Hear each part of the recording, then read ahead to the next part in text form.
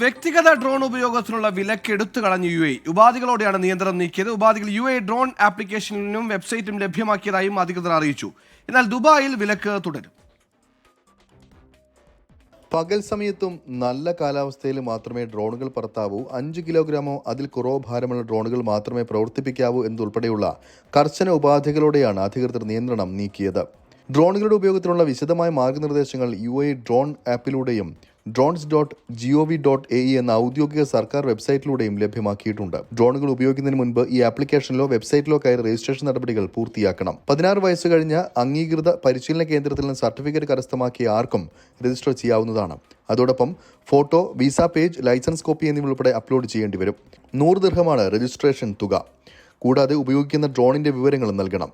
Green സോണുകൾക്കുള്ളിൽ മാത്രമായിരിക്കണം ഡ്രോണുകൾ പറപ്പിക്കേണ്ടത്. വിമാനത്താവളങ്ങൾ, ഹെലിപോർട്ടുകൾ, എയർഫീൽഡുകൾ എന്നിവയുടെ 5 കിലോമീറ്റർ ചുറ്റളവിൽ ഡ്രോൺ പറത്തുന്നത് നിരോധിച്ചിട്ടുണ്ടെന്നും അധികൃതർ വ്യക്തമാക്കി. അതേസമയം ദുബായിൽ വിലക്ക് തുടരുമെന്ന് ദുബായ് സിവിൽ ഏവിയേഷൻ അതോറിറ്റി അറിയിച്ചു. ഇക്കാര്യം വ്യക്തമാക്കി എമിറേറ്റിലെ വിവിധ താമസക്കാർക്ക് ഇമെയിലും അയച്ചിട്ടുണ്ട്. വിലക്ക് നീക്കിയാൽ ഇക്കാര്യം അറിയിക്കുമെന്നും എമിറേറ്റിലെ നിയമങ്ങൾ കർശനമായി പാലിക്കണമെന്നും DCAA അറിയിച്ചു. 24 ദുബായ്.